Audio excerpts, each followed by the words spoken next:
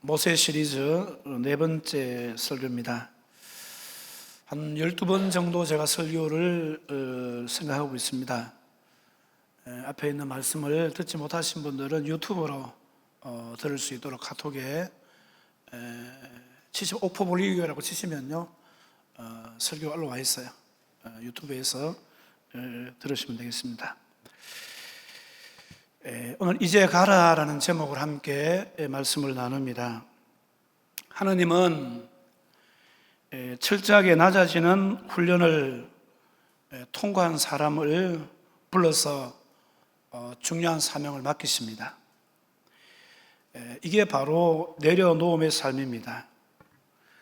하나님께서 우리에게 복을 주실 때에도 마찬가지라고 생각합니다. 먼저 내려놓음의 과정을 통과하게 하시는 겁니다. 비워야 채워지듯이 자신을 철저하게 낮추고 더 내려놓으셔야 돼요. 내가 물질로 사는 존재가 아니라 하나님의 은혜로 사는 자임을 자각하게 되어질 때 비로소 하나님께서 우리에게 은혜를 부어주시고 복을 주신다는 사실을 여러분 기억하셔야 됩니다. 그러니까 이 낮아짐의 과정을 통해서 하나님은 우리를 하나님을 더욱 인정하는 삶을 살도록 하신다는 것을 여러분 기억하셔야 돼요. 신앙은 결국 하나님을 인정하는 겁니다. 내가 왜 이런 곳에 있어야 되지? 나는 여기에 있어야 할 존재가 아니야. 내 수준에 맞지 않아. 나는 스스로도 다 할 수 있어. 그러면서 자기 자신을 끝까지 내세우게 되어지면은 내세울수록 하나님은 그 사람을 낮추신다는 것을 여러분 알아야 돼요. 어떻게 낮추십니까? 어떤 때는 물질의 어려움, 사업의 어려움, 건강의 문제 등으로 낮추실 때가 있다는 것입니다. 그래서 하나님께서 생각하시는 그 수준까지 우리가 낮아질 때 하나님은 우리에게 은혜를 부어주시는 것입니다. 사랑하는 성도 여러분, 하나님께서 꺾으실 때까지 절대로 높아지지 않기를 주님의 이름으로 축원을 드립니다. 내려놓고 또 내려놓으시고 또 내려놓으셔야 돼요. 모세가 하나님의 말씀을 듣고 바로의 공주의 아들이라 칭함받기를 거절하고 도리어 하나님의 백성과 함께 고난받기를 잠시 죄악의 낙을 누리는 것보다 더 좋아하는 삶, 그러니까 내려놓음의 삶을 살기로 작정했을 때에 누가 보였다고 했습니까? 지난주까지 다 기억하면 어떻게 살라고 그러죠?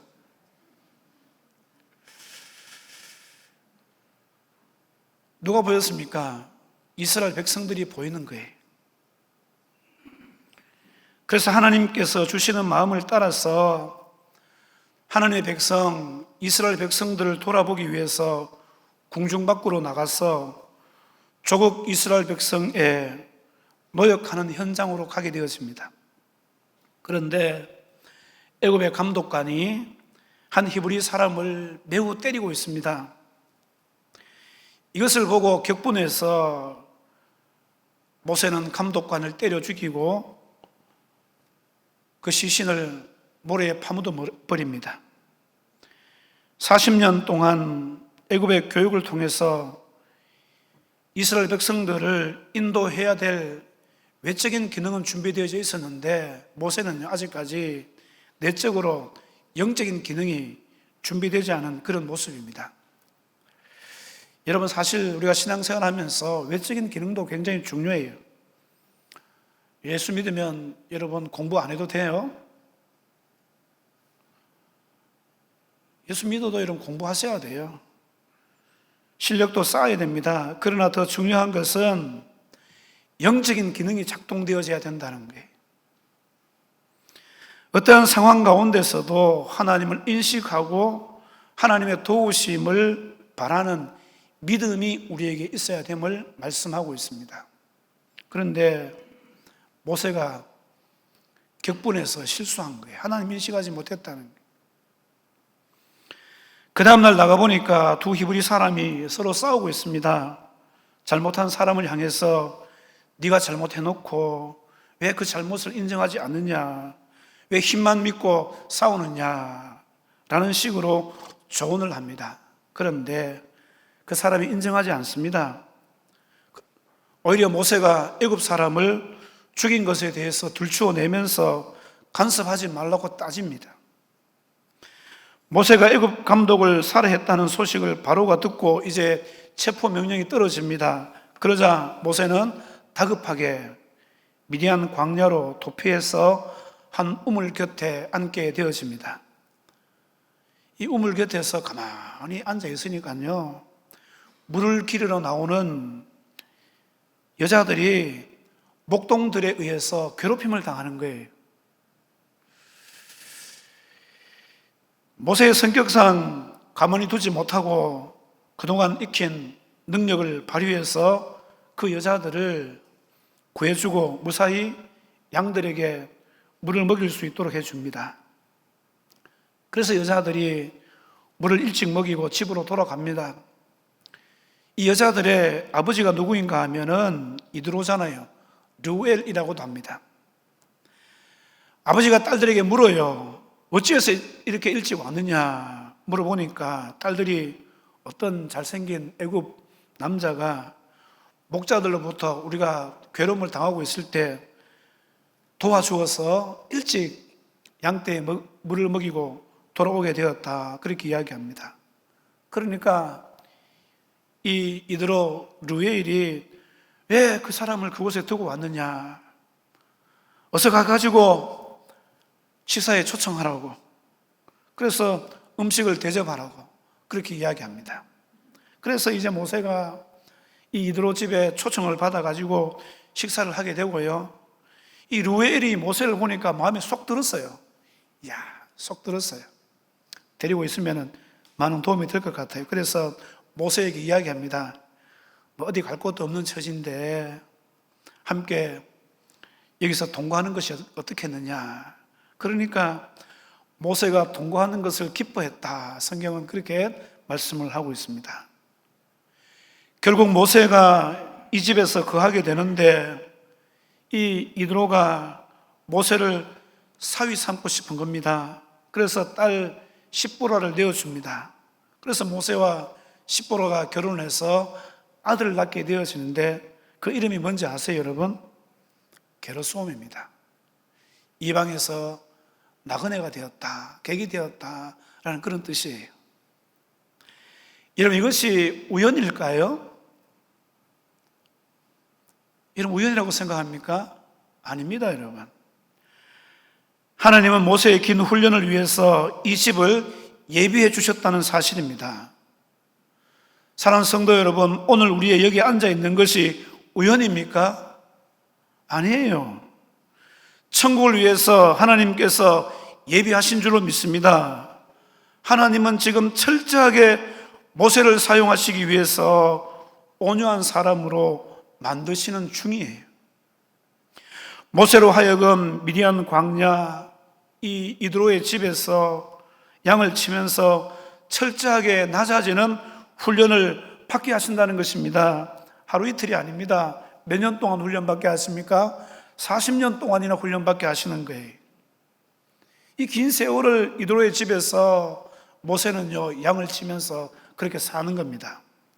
그런데 여러분, 왜 하나님은 모세가 40세가 될 때까지 애굽의 강도 높은 교육을 통해서 지도자의 차지를 갖추게 해놓고는 이렇게 미디안 광야에서 40년을 보내면서 그 모든 학식과 재능을 녹슬게 하실까요? 왜 하나님은 모세로 하여금 40년 동안 녹슨 인생으로 살게 하실까요? 하나님께서 이스라엘 백성들을 구원하기 위해서 지금 모세의 힘을 빼고 계시는 중입니다. 신앙생활은요, 한마디로 힘 빼는 거예요. 힘 빼는 거. 결혼하고 얼마 되지 않아서 제가 수영을 배웠어요. 믿기지 않으시죠? 한 석 달을 배웠어요. 제 이래 봬도 수영 솜씨가 좀 있습니다. 제 별명이 뭔지 아세요, 여러분? 모르시죠? 나르는 돈가스입니다.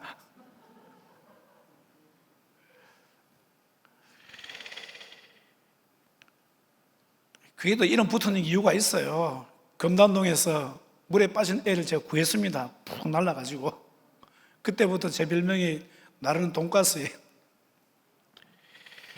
이 수영을 배울 때 보니까요, 수영 강사가 늘 하는 이야기가 뭐냐면은 몸에 힘 빼라고 이야기해요. 몸에 힘 빼라. 어깨에 힘 빼라. 힘 빼라.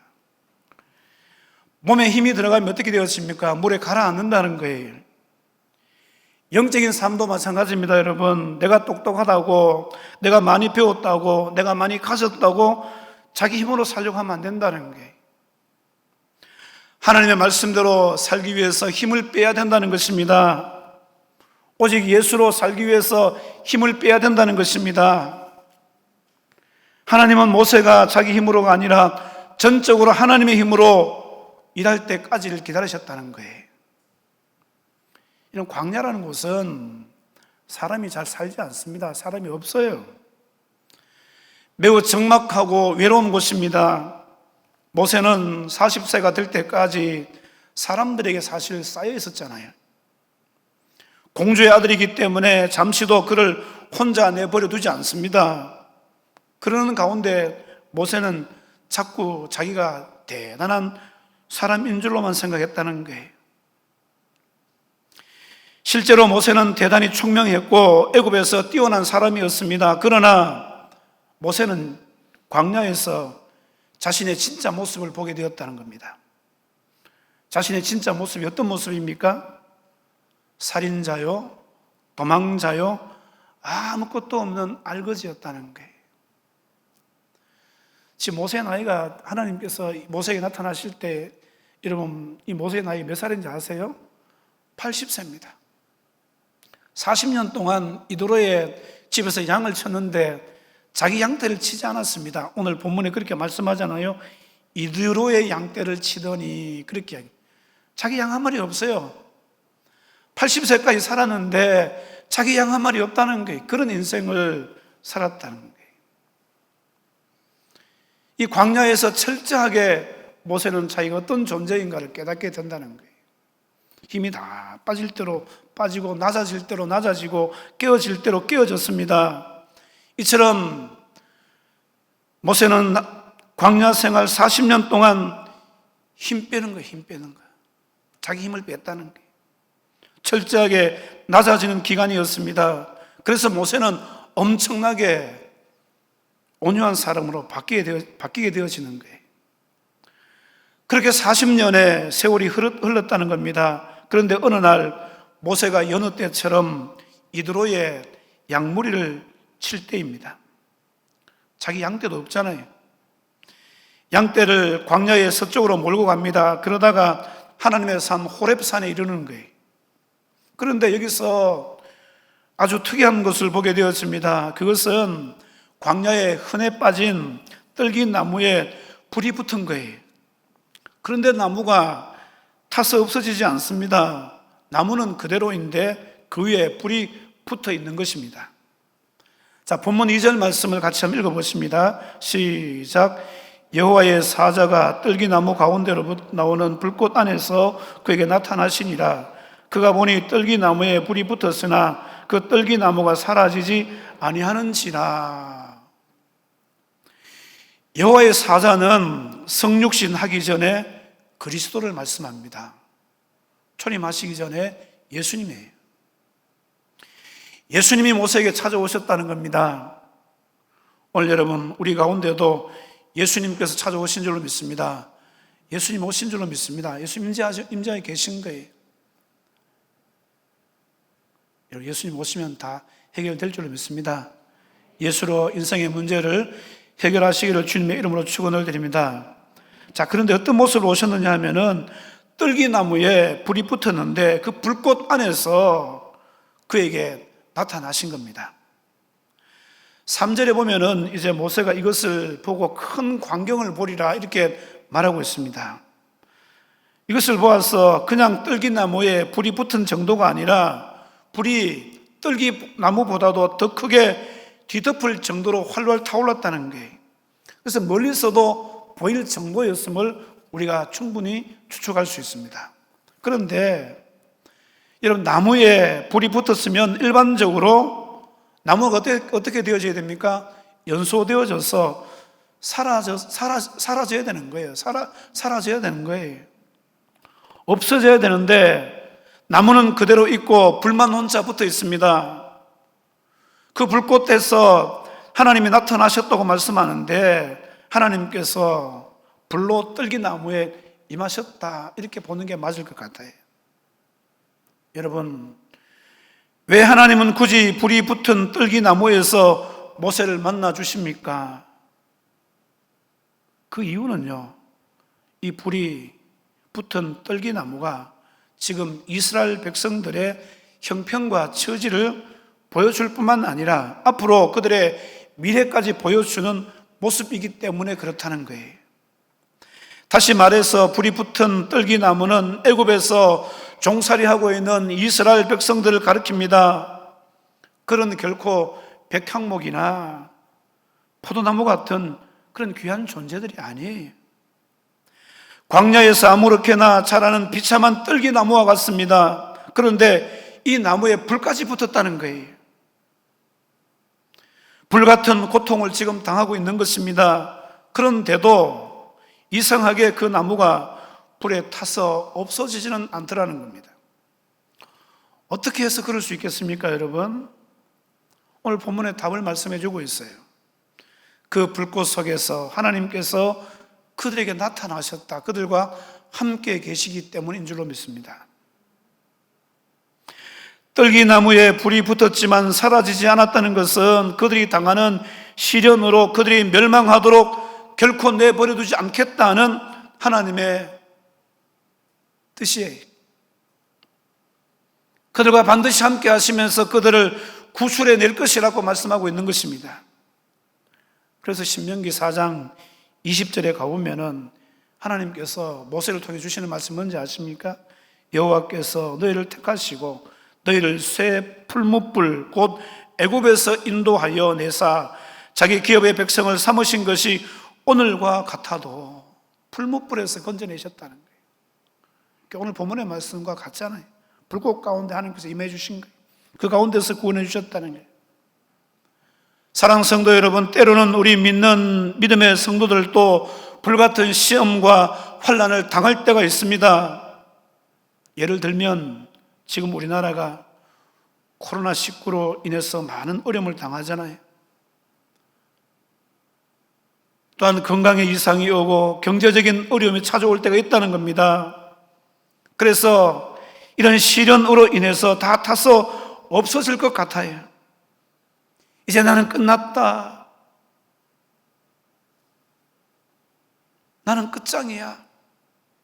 그렇게 생각하시는 분들이 많잖아요. 물론 여러분, 이런 시련으로 인해서 인생의 실패를 경험할 수 있습니다. 그러나 여러분, 우리는 그렇게 쉽게 끝날 존재가 아니라는 것을 여러분 기억하셔야 됩니다. 연소되어서 타버리는 그런 떨기나무 같은 존재가 아니라는 거예요. 이런 시련으로 망해서 사라지지 않고 오히려 정반대로 이 시련을 통해서 더 천금 같은 존재로 나타나게 된다는 것을 여러분 알아야 됩니다. 어떻게 해서 그렇습니까? 그 이유는요, 하나님의 영광이 우리 위에 있고 하나님의 은혜가 우리를 지켜주시기 때문인 줄로 믿습니다. 우리는 결코 시련을 위해서 완전히 멸망당할 그런 존재들이 아니라는 거예요. 코로나로 인해서 우리가 멸망당할 존재들이 아닌 줄로 믿습니다. 경제적인 어려움으로 말미암아서 멸망당할 존재가 아니에요. 하나님께서 우리와 함께 하시기 때문인 줄로 믿습니다. 모세가 불붙은 떨기나무를 보려고 돌이켜 오는 것을 하나님께서 다 보고 계세요. 그리고 모세를 불러요. 4절 말씀을 보면 이렇게 말씀하죠. 여호와께서 그가 보려고 돌이켜 오는 것을 보신지라 하나님이 떨기나무 가운데서 그를 불러 이르시되 모세야 모세야 하시매. 여러분, 여기서 보려고 이 말씀은요, 히브리어로 라아라는 말을 쓰고 있습니다. 그냥 본다는 의미가 아니에요. 면밀히 관찰하다, 깊은 주의를 기울이다 라는 뜻입니다. 불러라는 말은 히브리 말로 카라라는 말을 쓰고 있는데 초대하다라는 말이, 선포하다라는 그런 말입니다. 하나님께서 모세 인생 가운데 면밀히 관찰하시고 모세야 모세야 하시면서 그를 불러주셨다는 거예요.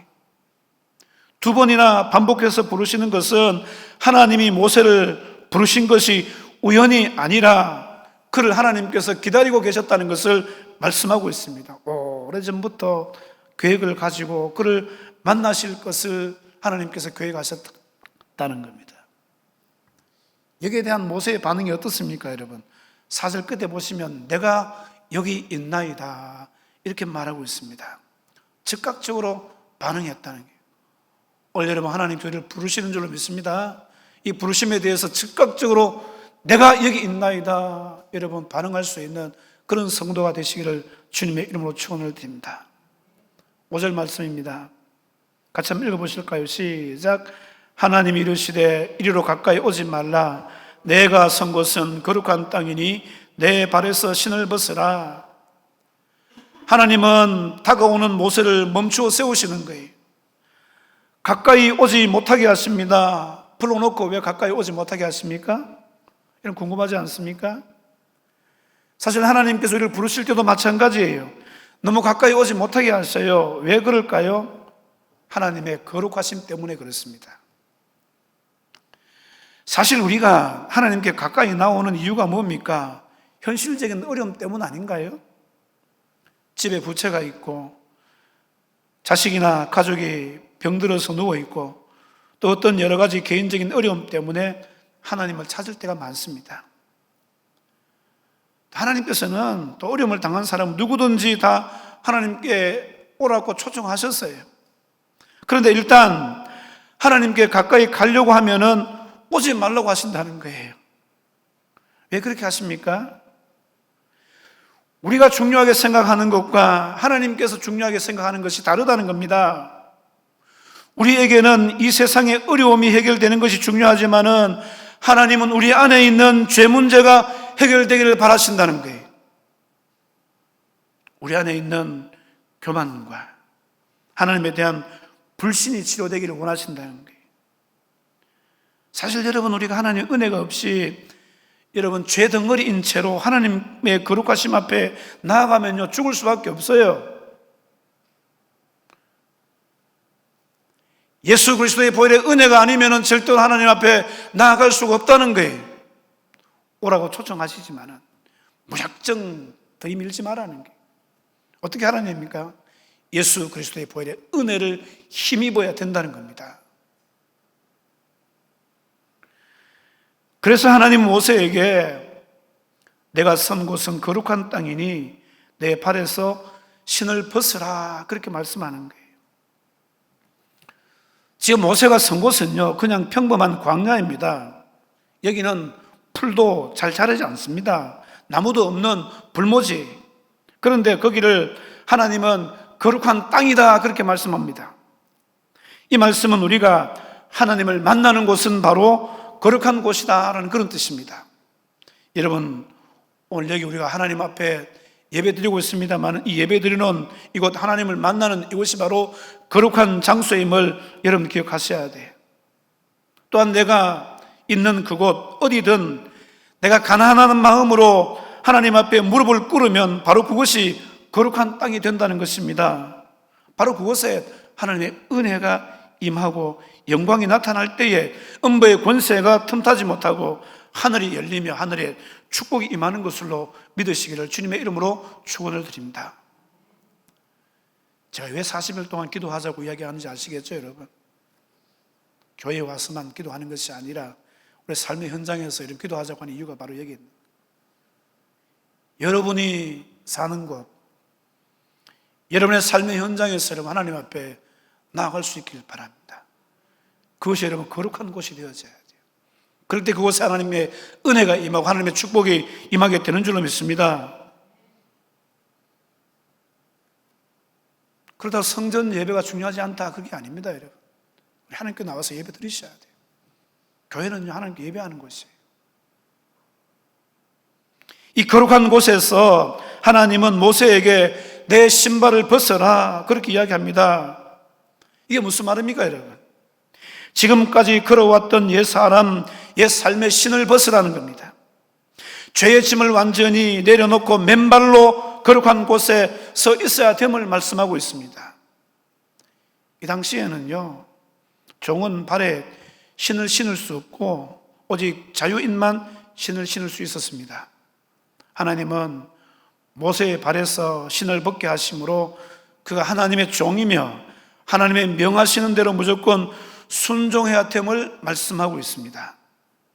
물론 이후에 모세는 분명히 다시 신을 신었을 겁니다. 그러나 모세는 하나님 앞에서는 늘 신을 벗는 종의 신분이었다는 거예요. 이것이 바로 모세가 능력을 나타낼 수 있는 비결임을 말씀하고 있습니다.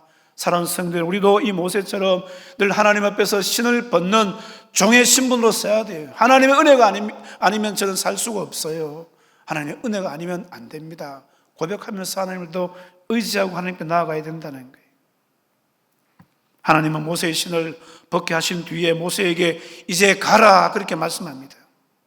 9절에 보면은 이제 가라 말씀합니다. 10절에도 보면은 이제 내가 너를 바로에게 보내어라고 말씀하고 있는 것을 보게 되었습니다. 한마디로 이야기하면요, 때가 찼으니까 하산하라는 거예요. 여러분, 말이 됩니까? 지금 모세의 나이가 몇 살입니까? 80세입니다. 보내려면 진작에 보냈어야죠.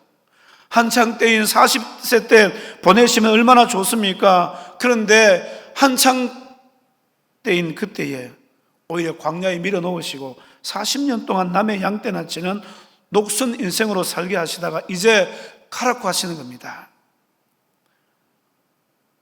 그것도 이스라엘 자손들을 애굽에서 인도해낸 다음 이곳 호렙산에 와서 하나님을 섬겨라, 그렇게 말씀하잖아요. 이런 그 당시 애굽은 세계에서 가장 강대한 그런 나라입니다. 애굽 왕 바로는 절대 권력입니다. 누구도 그 앞에 함부로 설 수가 없어요. 이스라엘 백성들이 애굽을 탈출하는 것도 불가능한데 이 대규모의 인원이 애굽을 탈출해서 홍해를 건너고 광야를 지나서 가나안 땅을 차지할 수 있다는 것은요, 있을 수가 없는 그런 일을 있을 수가 없는 그런 일을 80세가 된 힘 다 빠진 이 모세에게 하나님께서 맡기고 있는 것을 보게 되어집니다. 그런데 이것이 하나님의 계획이라고 그렇게 말씀하셔요. 이 계획을 위해서 너를 불렀으니까 이제 가라는 것입니다. 기가 막힐 노릇 아닙니까, 여러분? 그래서 모세가 11절에 보면 이렇게 이야기합니다. 내가 누구이기에 바로에게 간단 말입니까? 나는 절대로 이스라엘을 애굽에서 인도해내지 못합니다. 그래요. 이 말은 결국 하나님, 나는 이제 내 의지가 다 꺾여서 어디에도 쓸모자가 없는 그런 사람입니다. 40년 동안 한 거라고는 겨우 장인의 양떼를 치느라 양들과 씨름한 것밖에 없습니다. 혹시 하나님 잘못 짚으신 거 아닙니까? 그렇게 말하는 거예요. 여러분, 하나님께서 잘못 짚으셨을까요? 그렇지 않습니다. 사실 하나님은요, 이 순간만 기다려 오신 거예요. 그래서 80년 모세 인생 가운데 오셔서 이제 내가 너희 인생을 운전해 나가겠다, 이렇게 말씀하는 거예요. 이제까지 너희 인생을 네가 운전했지. 그 결과가 뭐야? 아무것도 손에 쥔 게 없잖아. 봐라.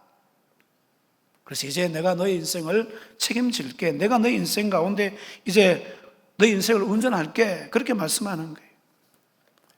아마도 모세가 하나님 드디어 오셨군요. 왜 이제 오셨습니까? 제가 이날을 학수고대했습니다. 제가 40년 동안 여기서 갈고 닦았습니다. 식단계 3년 일하면 라면도 끓인다는데 무려 40년 세월을 여기서 보냈어요. 뭐라도 할 수 있습니다. 그랬다면 아마 하나님께서 뭐라고 말씀하셨을까요? 너는 아직도 멀었다. 더 내려놔야 된다. 절대로 안 보내시고 광야에서 푹푹 섞게 하셨을 거예요. 여러분, 우리도 분명히 깨달으셔야 돼요.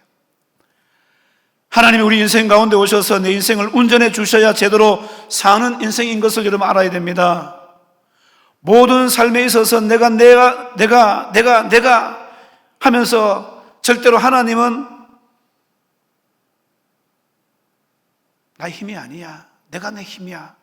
그러면요, 절대로 하나님께서 그런 사람들을 쓰지 않는다는, 그냥 그대로 섞여 두신다는 거예요. 어린아이용 세발 자전거 있잖아요. 부모가 안쓰러워서 핸들을 잡고 태워주려고 하면은 애들이 한사코 어떻게 합니까? 자기가 핸들을 잡고 싶어가지고 부모 보고 잡지 말라고 자꾸 이야기하잖아요. 자꾸 밀어내잖아요.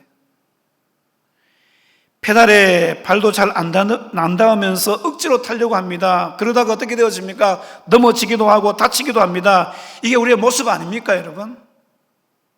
하나님께서 내 인생을 붙잡고 나가시려고 하는데 하나님 됐어요, 그만.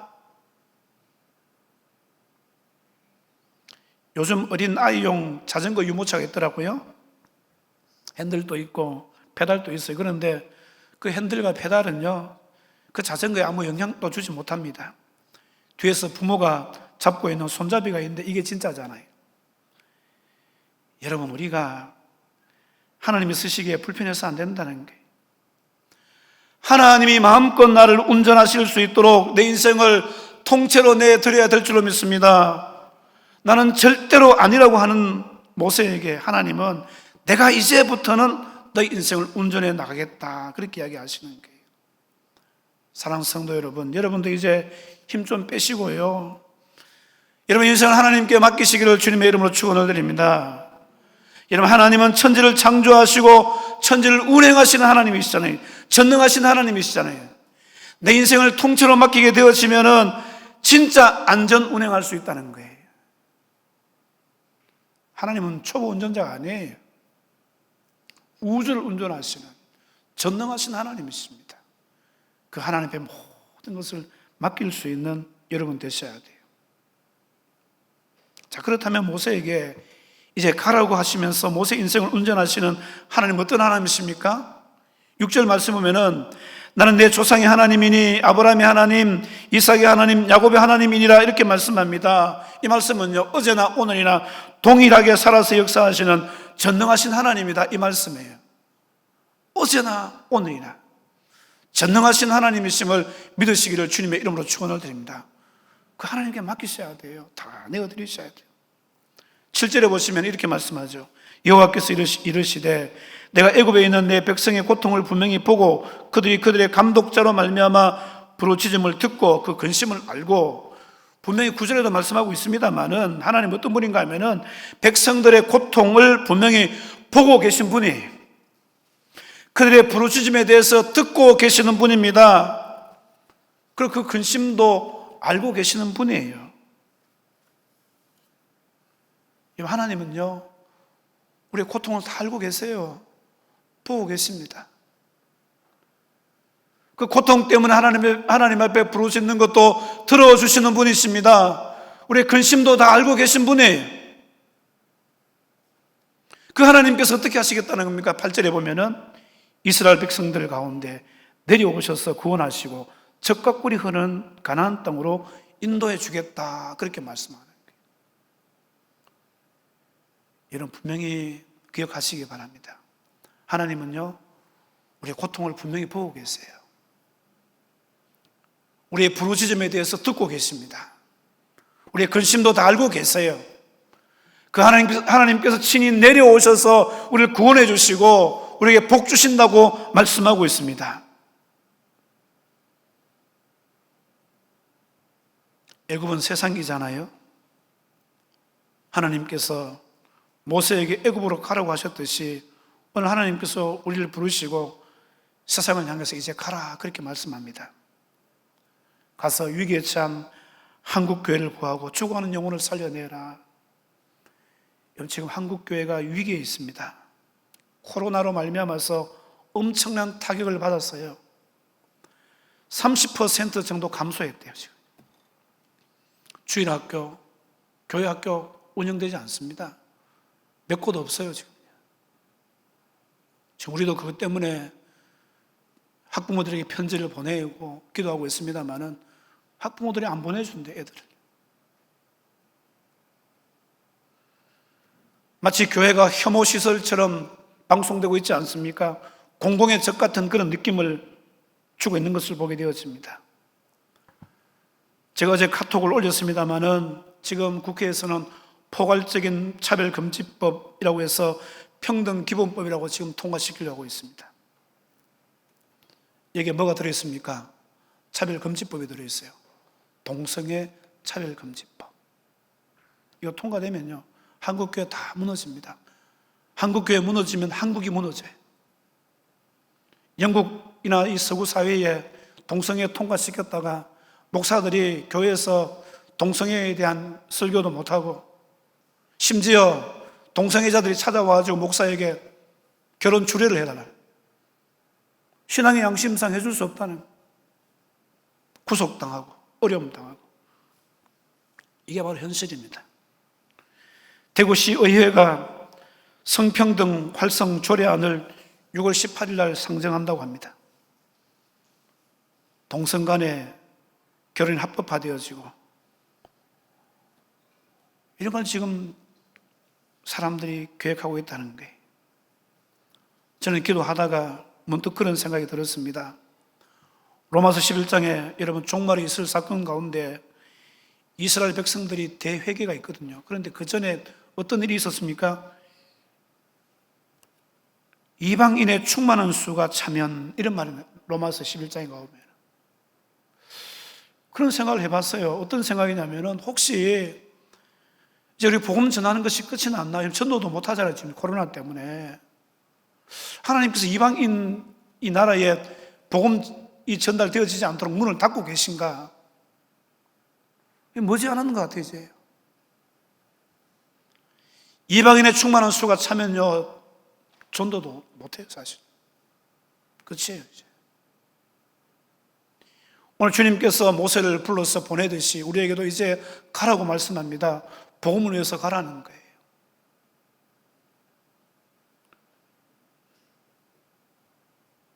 말씀을 맺습니다. 하나님께서 모세를 안 부르시면 모세는 아무것도 아니잖아요. 오늘 하나님께서 우리를 불러주시지 않았더라면 우리 아무것도 아니에요.